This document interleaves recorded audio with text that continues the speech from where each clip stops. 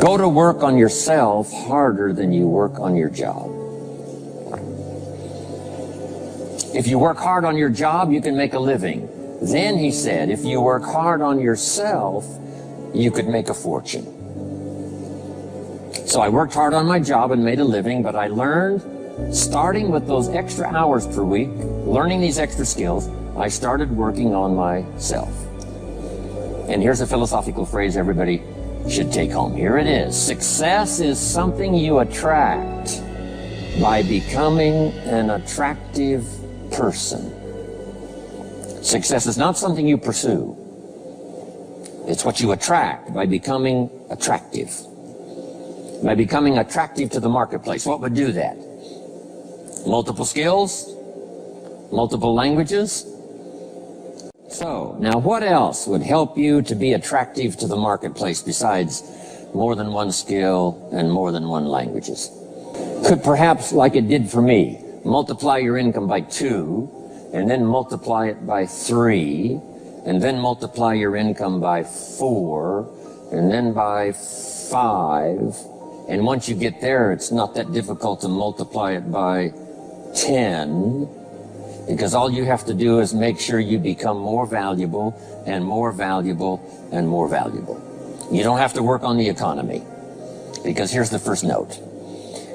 Each person's income is determined primarily by their philosophy, not by the economy.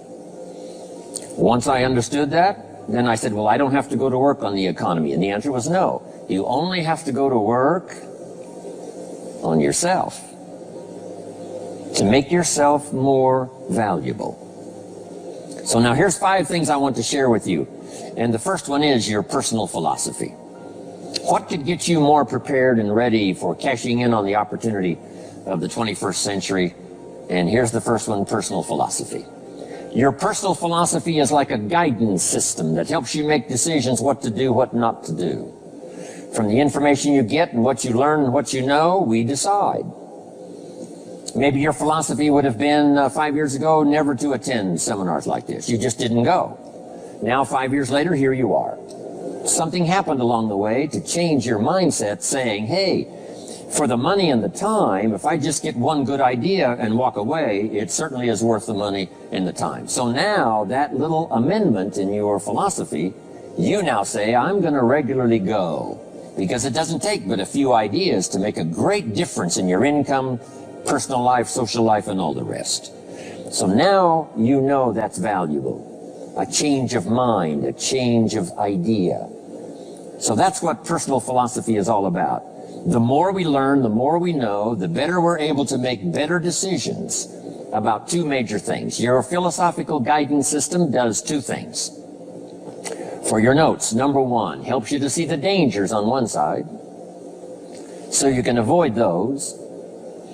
But here's what else your guidance system does. Personal philosophy helps you to see the opportunities on the other side, so that you can expand those, maximize those. And here's what that's called. The game of life is to minimize the dangers and maximize the opportunities. And the more we know and the more we learn, the more experience we gather in sessions like this, from the sermon on Sunday morning to the books we read and all the rest, helps us to keep continually adjusting our philosophical guidance system so that we minimize more dangers, maximize more opportunities. That's really the game of life. I couldn't put it much more simply. So number 1, we're affected by what we know.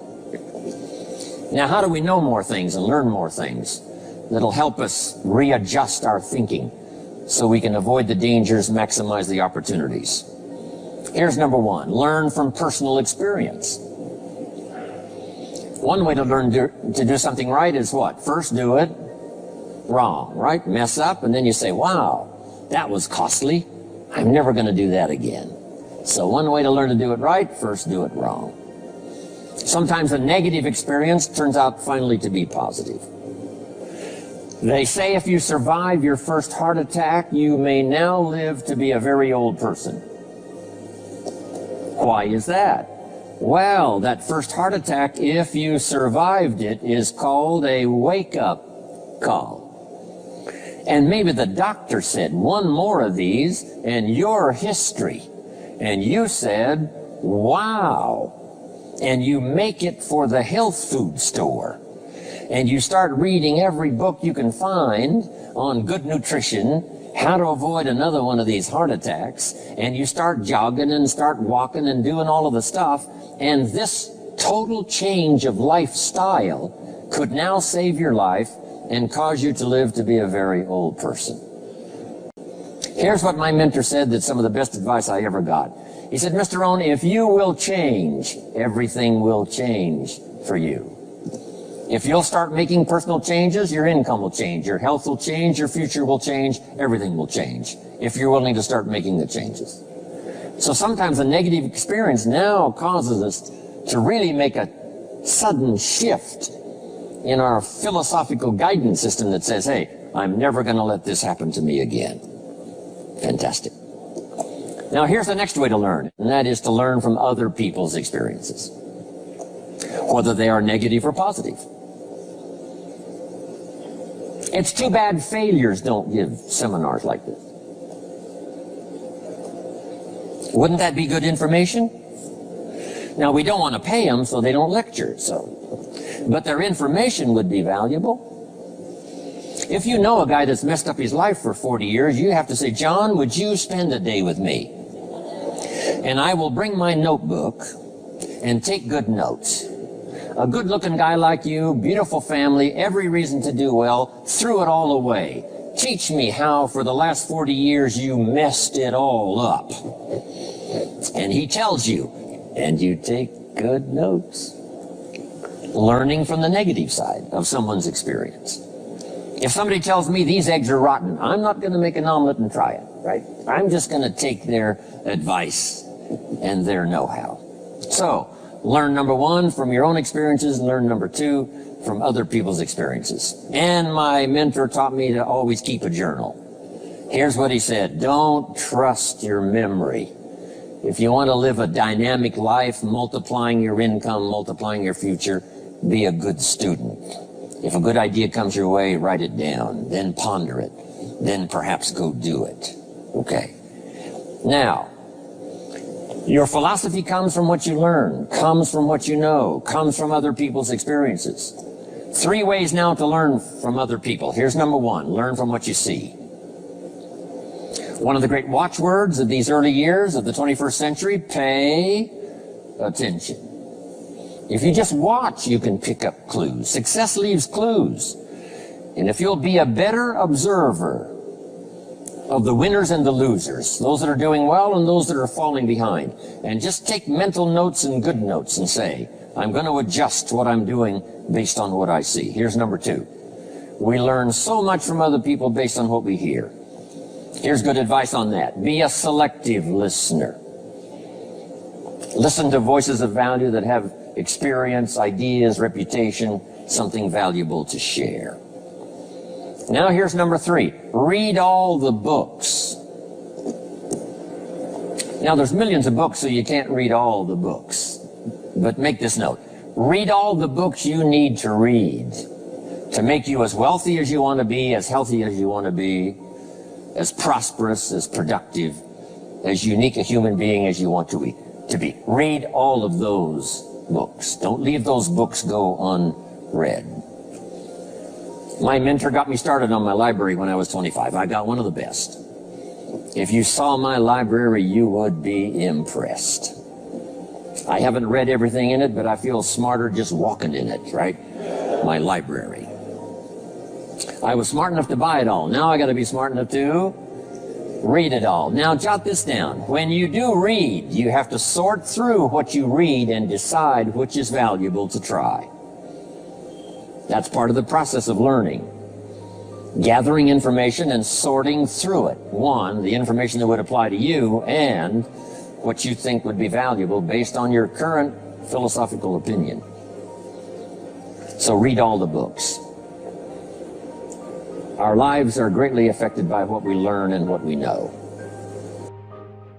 For every disciplined effort, a multiple reward. For every disciplined effort, a multiple reward. What a concept. If you render unique service, your reward will be multiplied. If you're fair and honest and patient with others, your reward will be multiplied. If you give more than you expect to receive, your reward is more than you expect.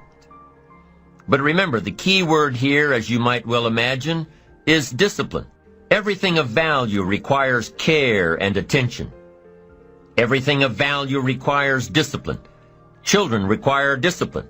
They must have a structure built for them.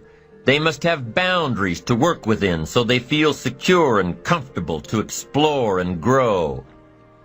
They must learn to recognize what's right and what's wrong, what's acceptable behavior, what's not acceptable. Children require unwavering discipline, consistent discipline, or they'll be confused as to how they're supposed to behave. Likewise, our thoughts require discipline. We must set up our inner boundaries, our codes of conduct, or our thoughts will be confused. And with confused thoughts, we'll end up being confused, hopelessly lost in the maze of life. And confused thoughts produce confused results. Look around you at this very moment in time. What might you be doing that needs attention? Perhaps you're listening to this program as you drive along in traffic, blowing your horn at someone ahead of you who isn't driving at the speed you'd like to. Perhaps you're listening alone because you've had a disagreement with someone you love or someone who loves you, and your anger won't allow you to speak to that person. Wouldn't this be an ideal time to examine your need for a new discipline? Perhaps you're on the brink of giving up or starting over or starting out, and the only missing ingredient to your incredible success story in the future is a new and self-imposed discipline that will make you stay longer and try harder and work more intensely than you ever thought you possibly could. The most valuable form of discipline is the one that you impose on yourself. Don't wait for things to deteriorate so drastically that someone else must impose discipline into your life. Wouldn't that be tragic? How could you possibly explain the fact that someone else thought more of you than you thought of yourself? That they forced you to get up early and get out into the marketplace when you would have been content to let success go to someone else who cared more about themselves. Your life, my life, the life of each one of us is going to serve as either a warning or an example. A warning of the consequences of neglect, self-pity, lack of direction and ambition, or an example of talent put to use. Can too much discipline be a bad thing? Can you possibly be too disciplined?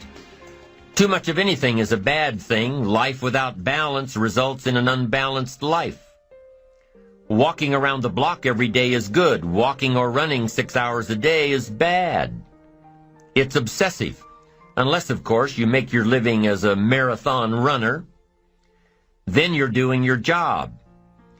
Eating an apple a day is good. Eating only apples is bad. You won't get all the protein and vitamins and nutrients your body needs. Working hard, burning the midnight oil, doing it until is good. Working nonstop, never taking a vacation, never having any fun, never spending quality time with the people you love, working day after day, month after month, never taking a break year after year, is bad. If you've got your nose to the grindstone all the time, how are you ever going to spot new opportunities, consider new ideas? It doesn't work that way. You've got to stop and ponder where you've been and where you're going. You've got to reflect so you know if you're even on the right track. Everyone has heard the story of Willie Loman in the play Death of a Salesman. Willie was a workaholic. He typified the old-fashioned concept of success. After all, if you're always working, you must be successful. No, it doesn't work that way. For workaholics, there's never enough work. They can work 10, 12, 14 hours a day, take 2 jobs, work them back to back. The only satisfaction is fighting off sleep, denying life's pleasures, getting more tasks done. Some people are impressed with this type of behavior. But just because a workaholic spends too much time working, that doesn't mean he or she ends up with the most money. These people are generally more task-oriented than results-oriented. They're busy being busy, not busy being productive. Workaholics generally end up alienating their families, losing their health, facing a crisis of values. Now, wouldn't you prefer a life of productivity rather than a life of tasks? Of course. When you schedule your time and take advantage of your time, you can work smarter instead of working longer, and you'll probably end up getting more done than the workaholic, and still have time for other things in life. Enlightened self-interest says, I will look for new ways to work smarter by focusing on doing more per hour instead of doing more hours. It says I will run my day so my day doesn't run me. Enlightened self-interest also says that a life worth living comes from a life of balance and moderation. Too much of anything, even good things, will sooner or later throw you off track. Now, here's the key technique that you can use in your life to help keep you on the right track. This technique is called visual chain thinking. Ambitious people don't see each step toward their goals as a singular step, each discipline as a singular discipline, each project as a singular project, each sale as a singular sale. With everything they do and with every discipline they adhere to, they see it all as part of a chain, a link in the chain of events and actions that will lead them to their final destination. Every action and every discipline today is a link in the chain. Every action and every discipline tomorrow is a link. Every action and every discipline in the future is a link. When you can see that every link in the chain will eventually lead you to the things you want most out of life, to the person you want to become, then you won't grow discouraged or fearful or impatient with today. When you can see where you're going through visual chain thinking, even on the toughest days, you'll keep building your ambition by knowing where you're going, not just where you are today. Part of this visual chain thinking is built when you decide on your direction, when you can see where you're going to end up before you get there, when you can see California while staring at the east side of a 14,000-foot mountain. And building your visual chain of thought begins when you have well-defined plans for your career, your family activities, your investments, and your health. Your plans and goals are your visual chain, knowing where you're going before you get there. Develop a plan, a game plan. It's ironic how we all understand the importance of mapping out a strategy for a football game or a basketball game. Not one professional team in the world begins a game without a complete strategy. But few of us take the time to map out a strategy for our lives, a game plan. But it's important. Here's the first rule for your game plan of life. Don't start your day until you have it finished. Don't begin your activities of the day until you know exactly what you plan to accomplish. Don't start your day until you have it planned, and do this every day. I know all this writing takes time and a disciplined effort, but remember that value is the fruitful result of discipline, not hope. Once you've mastered the art of planning your day, you're ready for the next level. Don't start your week until you have it finished. Don't begin your activities of the week until you know exactly what you plan to accomplish. Don't start your week until you have it planned. Just imagine what life would be like if you took time out of every Sunday to plan your week. Come Friday, you won't be saying, "Boy, did this week fly by. Where did it go? What did I do?" No, if you plan your week before you start it, you'll know exactly what you want to do, what you want to accomplish, what you need to work on. If you learn to plan your days as part of your overall game plan for the week, the parts will fit much better. Your days will be better, more effective. You'll be working smarter, not harder. And when you've learned to plan your week, guess what? You've got to plan your month. Don't start your month until it's finished. By developing a game plan for your days, your weeks, your months, by developing and following your game plan, your days and weeks and months all become part of a bigger plan, a bigger design, a long-term view of your life, a visual chain. You'll start gaining a greater perspective of it all because you are planning. It takes great discipline on your part, but it will soon lead to a new habit, a habit of mastering your time, a habit of discipline that will lead you to the good life. First of all, let's define worry. There are many ways we could describe it. Worry is fear painting pictures in your mind. And if you watch that mental movie too long, you get a false picture of how things really are.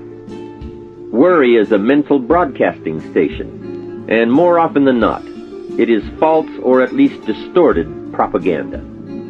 Worry has that sneaky way of stopping short of giving you all the facts. Worry is often the trickery of mentally filtered facts on the negative side and the bold declaration that these are all the facts. Worry has the mental audacity to suggest that the elevator only runs one way, down. Many times worry is a 5-alarm bell for a wastebasket fire. And worry is a depletion of constructive emotion. It's wasted mental energy. It's like letting the starter run the battery down when the car won't start. And worry is most often a lack of all the facts, a lack of full understanding, a lack of total information, and an unpreparedness of ability, knowledge, talent, courage, faith, and all the other virtues. That should give us a better definition of worry, and remember, left unchecked, it can become like a mad dog loose in the house, and the sorrow and pain and regret is too large a price to pay not to do something about it, and to do it now. You see, if you contemplated the total sum of human suffering long enough, it would drive you mad. You must understand how life is. Human suffering, man's inhumanity to man, war, disease, poverty. But it must be in what I call its rightful ratio of your mental and emotional time. So much for what worry is. The next question is, what can I do about it? What is the first step? My best advice on this is to first recognize worry for what it is, admit what it does, and then decide you now want to be free. It first starts with decision on your part. And may I add, well, you should decide. Why let worry continue to take money out of your pocket and bank account? Why let worry any longer keep you from becoming all you can be? Why let it rob you of better friendships, better business, better profits, better results, better communication, better family relations? Why impose your worry on others any longer? It's a burden you can get rid of and a monkey you can get off your back. Why not be rid of those sinking, nagging feelings that all is not going to be well, that you can't do it, that it won't work out for the best? Worry is undue concern that takes up too much of your mental and emotional time. Now, we must all be concerned. Hey, life is no joke except to the jokers. Life and how to live it is a serious matter. It is risky, full of peril, and there are constant threats to the good we want and to the pursuit of happiness. However, it is undue concern, or concern that takes up too much mental time, that begins the harm. It's like a family planning a wonderful trip.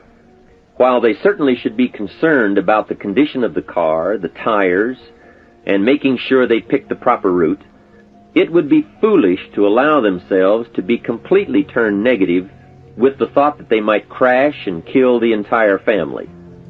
If that were the case, even if they went, the entire trip would be turned into one nightmare of fear with the specter of chaos looming around every curve, rather than enjoying the wonderful trip they had planned for themselves and their family.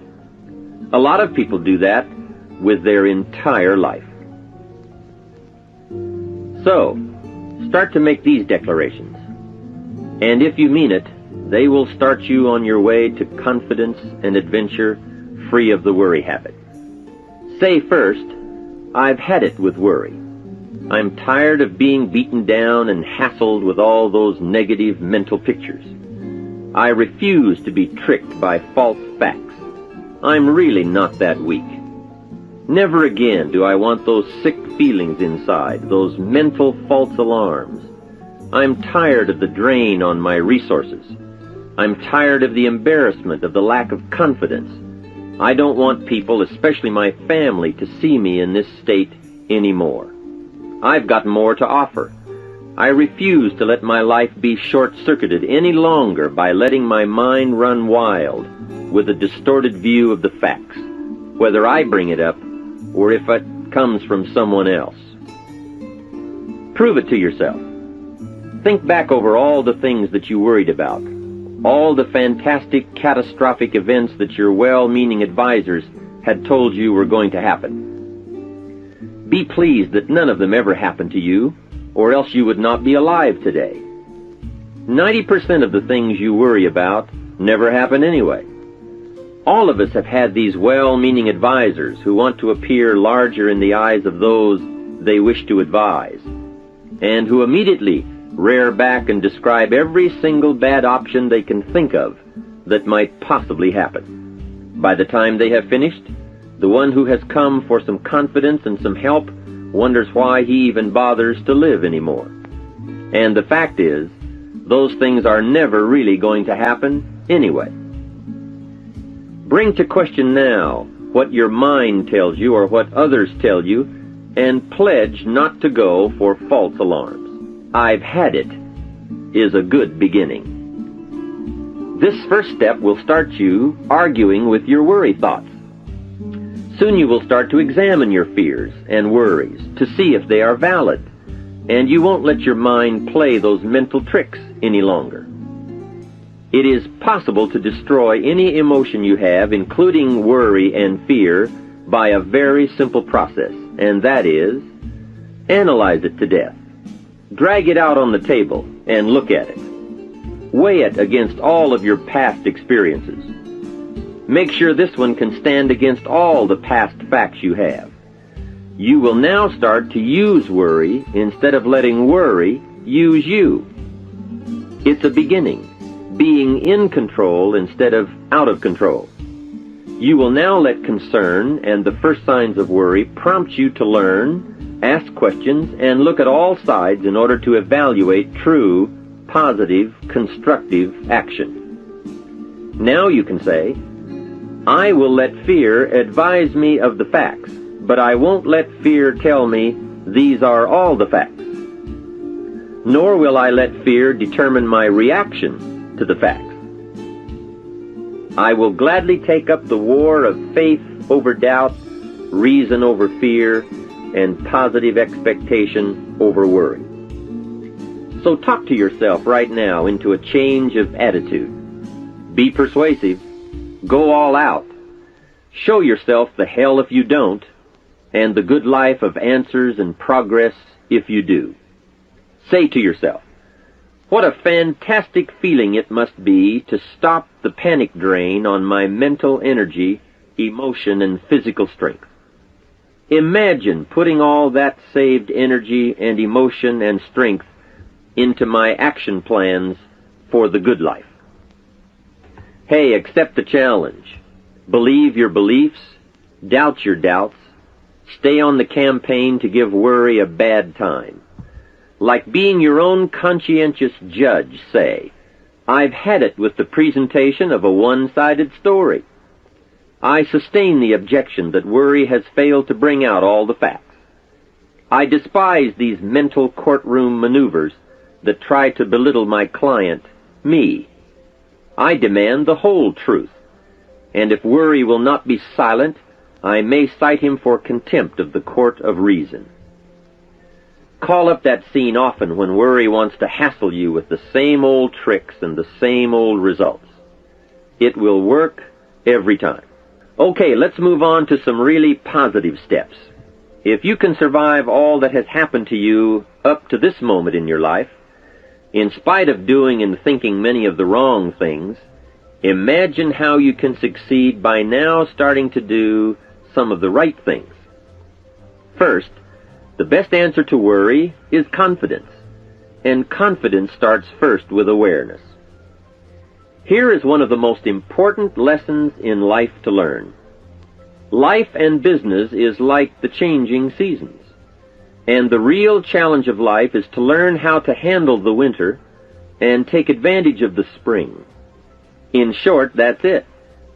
You see, winter always comes, but so does the spring. Night follows day, but also day follows night. Sure, the tide goes out, but it always comes in. Opportunity follows difficulty as surely as difficulty follows opportunity. I have written and recorded much on how to take advantage of the spring, how to cash in on life's opportunities, work hard all summer, learn more ways to plant and protect what you invest, and to reap in the fall without complaint, knowing it's your harvest and you've reaped what you've sown. For this subject, however, let's talk about how to handle the winters. Those times when worry, like winter, takes its heavy toll. So, we tell it like it is. Winter always comes. So does the night. Some happenings in our life will always be a cause for concern. And sometimes concern turns to worry, and worry turns to fear. But remember, that is to be expected. Each day, each event, each season brings both expected and unexpected challenges that we must think about and make decisions on. Life is like a stream that flows continuously. The better we understand that, the better chance we have to produce good results out of all of our challenges. May I suggest something to you? I have a friend who is an avid skier. You know something? He can only ski in the wintertime. You can only hunt the elk when the snow falls in the high mountains and drives them down. That's called wintertime. You see, it's all right if it's 12 below. Just be prepared for the winter. And here is a good thought. A full, well-developed human being will find a way to take advantage of the winter, not just handle it. The big challenge is to make something out of each opportunity. Now, if winters are always going to occur in our life, shouldn't we benefit from them too? Come the next winter, you could be on the inside looking out, seated by a warm fire, the company of a good friend, and those unique feelings of security in spite of the circumstances or the season. Begin to know now that the night will pass, and as you learn to grow and progress, you will better understand how to handle every night and better live every day. Here's some of the best advice I have on worry. First, don't be afraid to face the facts of life. It is not negative to understand that the winters always come. Don't be faked out. Don't clip the word impossible out of the dictionary. Sure, the Bible says all things are possible, but I don't really understand all that means. My daughters ask me, have you ever tried putting toothpaste back in the tube? Don't say I don't want to hear the problem. I don't want to see the difficulty. Don't show me the weeds. Don't say anything negative. Only see the positive. That's foolish. There is a thin line between positive thinking and kidding yourself. And remember, there's also a thin line between faith and folly. Here is the key.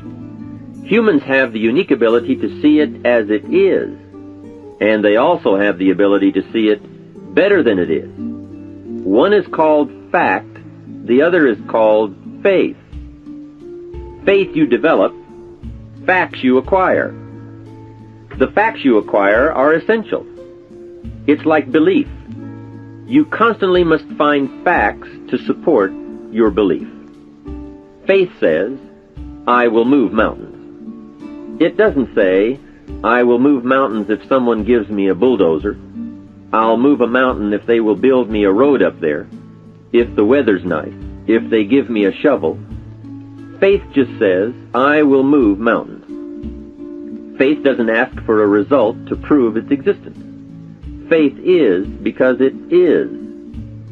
And remember, people die for faith. And some people give up everything they own, their life, for faith. Many years ago, over in Vietnam, a Buddhist monk did a very clever thing. He did the ultimate in political dissent. He burned himself to death.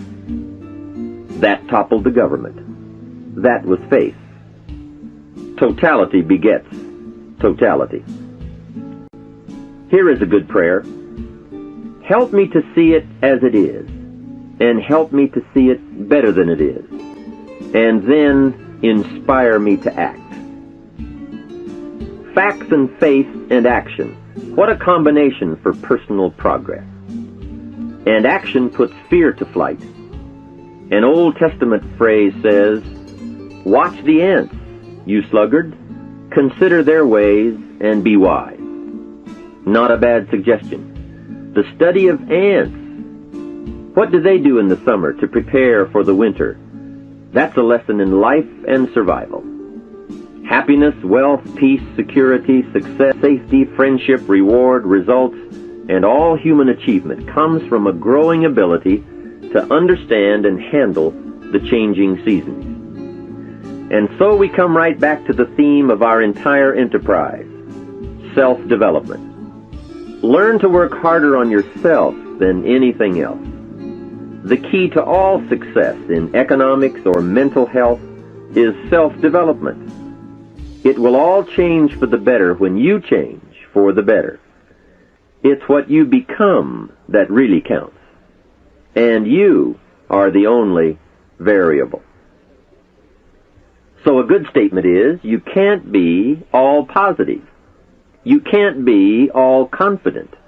You can't be all faith.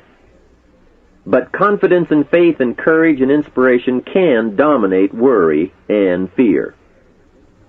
Physical and emotional forces are always at work, and something will win and conquer. Make sure you give yourself the best chance to get mental and emotional domination over all of your challenges. And here is one of the master keys to the good life.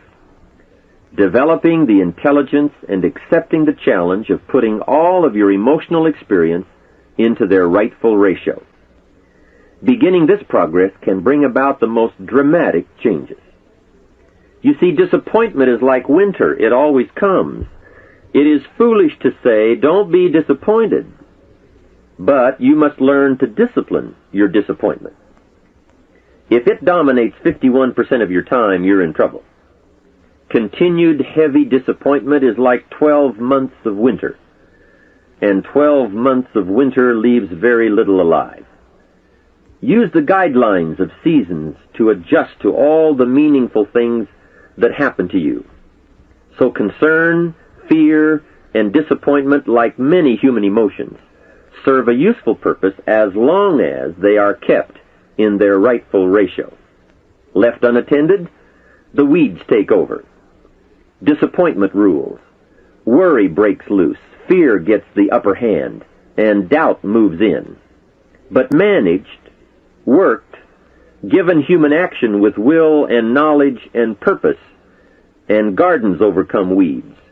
Faith overcomes doubt, and confidence pushes worry into a small place. The second major key to mastering worry is to respond. Build up inside of you that heavy desire to be free, to get on with building your life and lifestyle. Too much is waiting to delay. Take a new look at your opportunities. Figure out new ways to seize them immediately and make them work for you. And here is a key. Bring a new dedication that you will master yourself with enough discipline to be more than qualified to do the present job and prepare yourself for the next move up. Expose yourself to every stimulation possible that will put all this in perspective. Now let's move on to a very important point, and that is the best answer to worry is confidence. First, self-confidence. I can better handle next winter. I have a strong shelter. It is stocked with supplies. I now know how to take advantage of the spring. I'm going to plant better crops and bigger crops. I can last through the summer. I won't quit this time. I'll study weeds and how to get rid of them. I'll be less frightened of the changing weather and the quick storms. In the fall, I will exercise more care and reap what I have without complaint and blame nothing for the amount of my harvest. I'll learn to save a fair portion so that I can survive the bad seasons when out of control the hailstorm comes and it all goes wrong. Now we must consider this. The most fatal deterrent to self-confidence is guilt. Not doing all you know how to do to the full extent of your present ability weakens the foundation for confidence. The biggest part of worry comes from the lack of this personal confidence. And lack of confidence comes from two major things. First, no goals or plans. And second, no daily discipline to achieve. The inaction to cure or handle small tasks is what starts the guilt process. And that always tends to make you look at what's wrong and expect the worst. So listen to the voices of creative experience. Let nature, experience, wisdom, books, everything speak to you and teach you. Remember, both opportunity and challenge await action. Everything yields to diligence. Here's the next one. Look around. You might have overlooked some people that need to be recognized. You might have overlooked some talent that you could be using to help in the training and conduct meetings. Don't miss some of the gifts that are close by you. Look around and say, who's doing a good job that maybe I've missed this last year? Look around and see if there aren't some people who need to be lifted up, who need your inspiration, who need your presence, who need your time. Here's the next one. Look down to the work.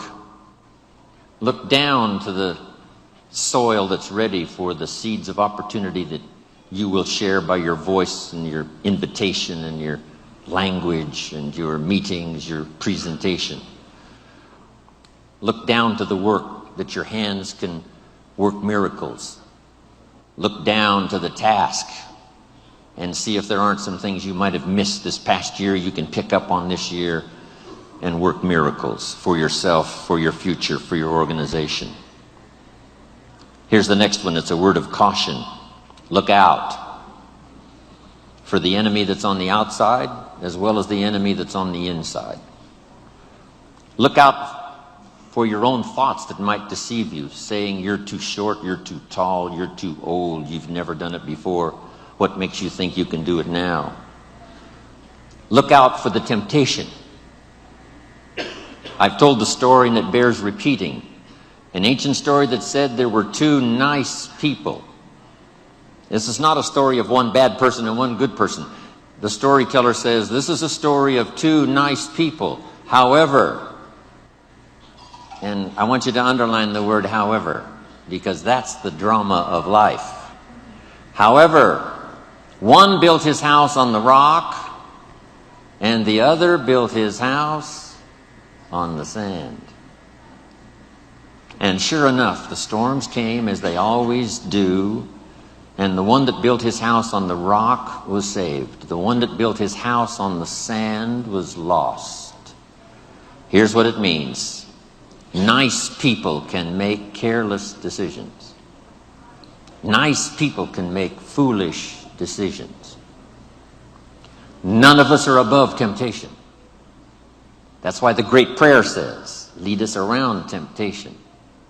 Hopefully deliver us from the evil. Tempted to cross the line. A customer shows up across the street from where you live, And it's so easy to say, rather than being taken care of by someone who lives so far away, I can take care of you because I live just across the street.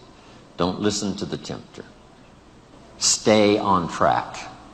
Build on the rock. Look out for your own mind that would tell you your dreams can't come true. Look out for your own thoughts that would tell you that it's not going to work that well for you. Look out for that. Here's the next one. Look inside. Some of you have just started to develop your talents and your skills and your abilities. Some of you have done enough to reach this level, to reach these tables, to be in this room.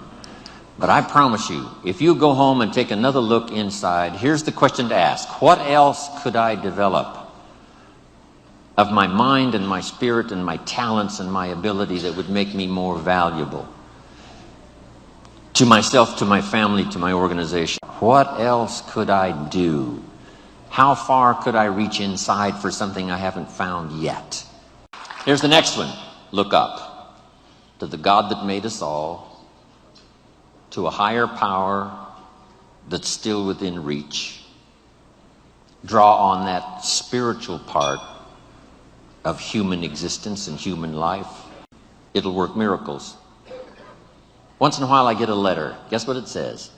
Dear Mr. Rohn, while you travel the world, please remember, we pray for you. I thought, wow. That's what I felt at 39,000 feet. When I was a little weary and tired, somebody in South Africa was saying a prayer for Jim Rohn.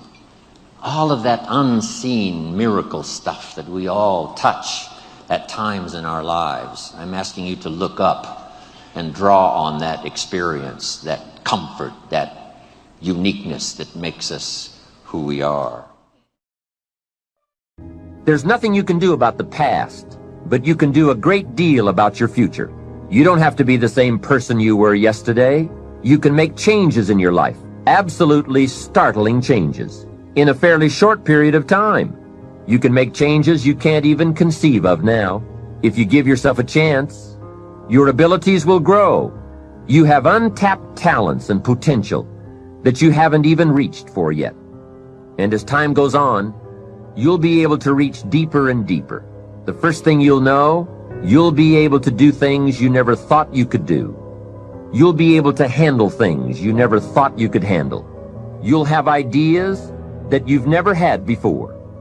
All of this is sparked by the goal-setting process.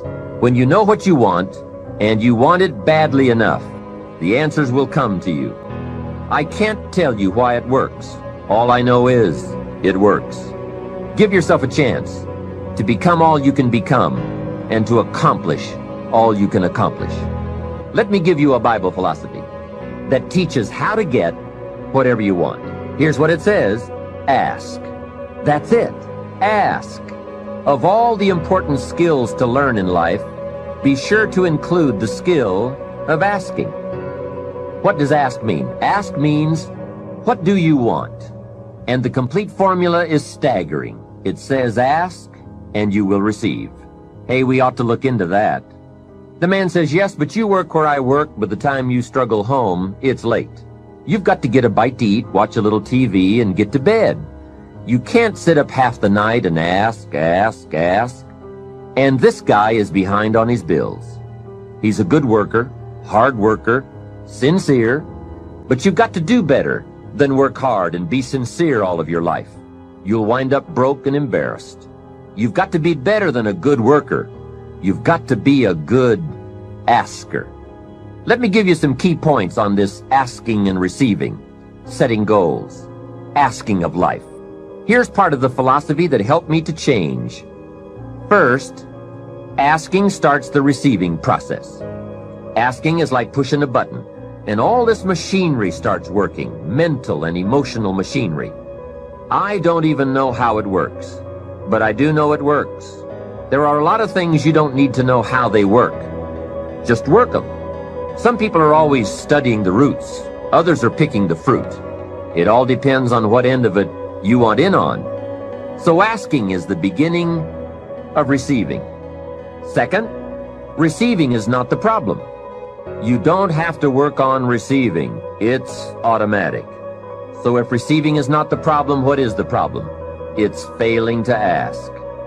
The man says, I see it now. I got up every day this year and hit it hard, but nowhere in my house is there a list of what I want from my life. Can you see? Good worker, poor asker. Third, receiving is like the ocean. There's plenty, especially in this country. It's like an ocean here. Here, success is not in short supply. It isn't rationed, so that when you step up to the window, it's all gone. No, no. Well, if that's true, what is the problem? Well, the problem is some people go to the ocean with a teaspoon. Have you got the picture? A teaspoon. What I suggest you do in view of the size of the ocean is trade your teaspoon for at least a bucket. And you will look better at the ocean with a bucket. Kids won't make fun of you. Now here's something else to remember about asking. There are two ways to ask. One is ask with intelligence. It didn't say ask intelligently, but I'm sure it meant that. Don't mumble. You won't get anything by mumbling. Be clear, be specific. Intelligent asking means how high, how long, how much, when, what size, what model, what color. Describe what you want. Define it. Remember, well-defined goals are like magnets. The better you define them, the stronger they pull. And give your goals purpose. Answer both questions. What do I want? That's the object. And the second question, what for? That's purpose. Purpose is stronger than object. What you want is powerful and it will pull. But what you want it for is more powerful. Here's the second way to ask. Ask with faith. Faith is the childish part. It means believe you can get what you want like a child, not an adult. Many adults are too skeptical. They've lost that wonderful childlike faith and trust. Don't let that happen to you. Believe in, have faith in yourself and your goals. And get excited like a child. Childlike enthusiasm. Nothing can beat it. Kids think they can do anything. How exciting. They hate to go to bed at night and can't wait to get up in the morning. Develop that kind of enthusiasm toward your life and your goals. And be curious like a child. Kids can ask 1,000 questions. Just when you think they're finished, they come up with 1,000 more. They'll drive you to the brink. But it's really a virtue. Have plenty of curiosity. Ask questions. That's how you learn.